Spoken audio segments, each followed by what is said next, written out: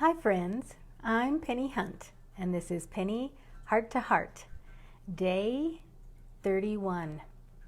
31 days I've been coming to you since I've been in my home, as many of you are, and I have done a video a day, every day at 3 o'clock Mountain Time, so this is video 31 on day 31 for me being in my home. I didn't know when I started this it would be 31 days and still counting. So we'll see how long this continues for us. But I will come to you every day with a Pennie Heart to Heart, giving you a tip or a technique or just an idea that I'm having about how to get through this together, things that we can do to keep our sanity and keep going through this time of sheltering in home that we seem to be doing. I want to remind you that I'm giving away books, giving away my book. If you'd like to be in this week's drawing, all you have to do in the comment line is write, "I'd love your book," and you'll be in this week's drawing. I let everybody know on Sunday who the winner is for the week before, and as soon as that winner gives me their address, I get it packaged up and I will get them to the post office as soon as I can. Day 31, and today I want to talk to you about our to-do list. I started day 1 talking about meditation, and I've talked about creating a personal troubleshooting guide so that when we get in those moments of fear and boredom and isolation and craziness that we all go through on this roller coaster that we're all on, that we can pull out our personal troubleshooting guide and come up with some things that we've written down that we know make us feel better, that we know can get us through those moments of, I don't know if it's panic or frustration or so many different words we can use during this time that we are asked to stay home for our safety and for the safety of others.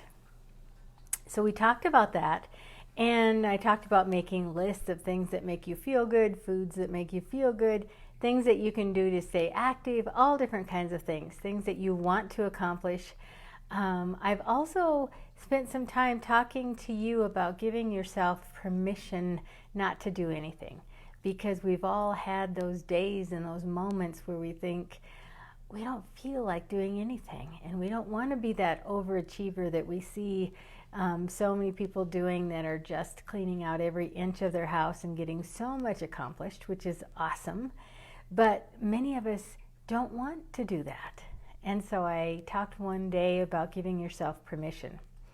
This kind of goes in with some of those other things, but I want to talk about our to-do lists.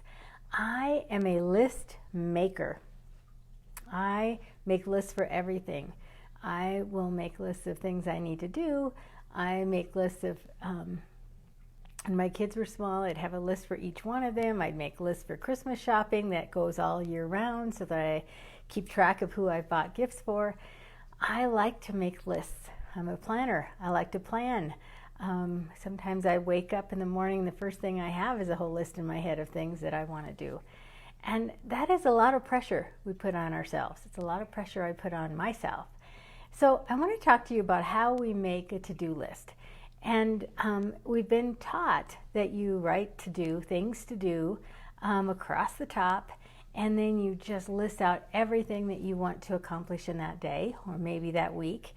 And many times we only get 1 or 2 done.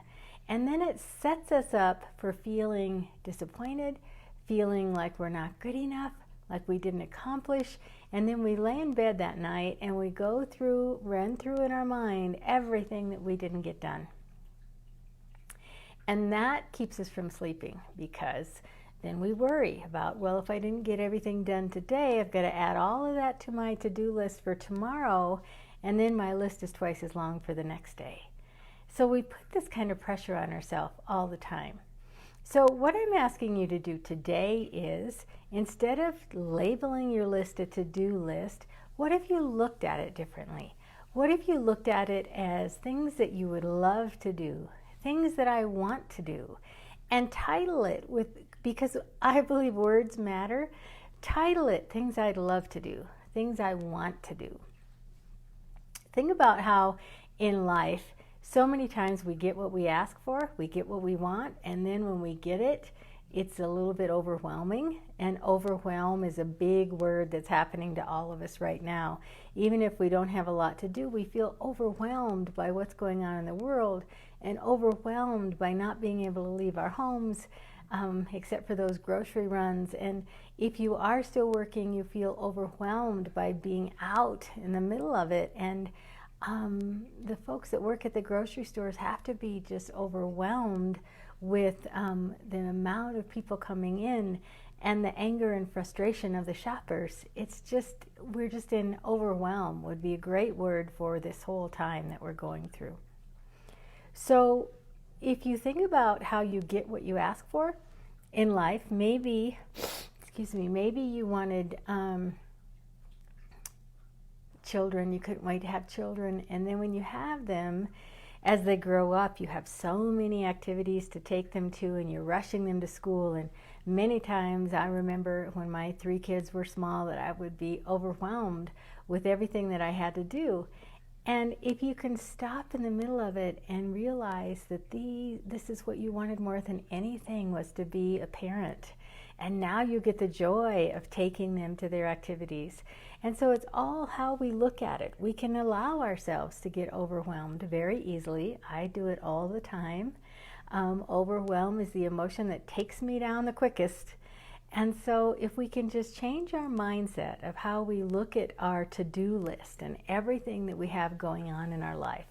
So today, when you start making your list of things that you want to do, for example, tomorrow or for this week, it's a new week we've been given, and header it with things I always wanted to do. And then go ahead and put your things down.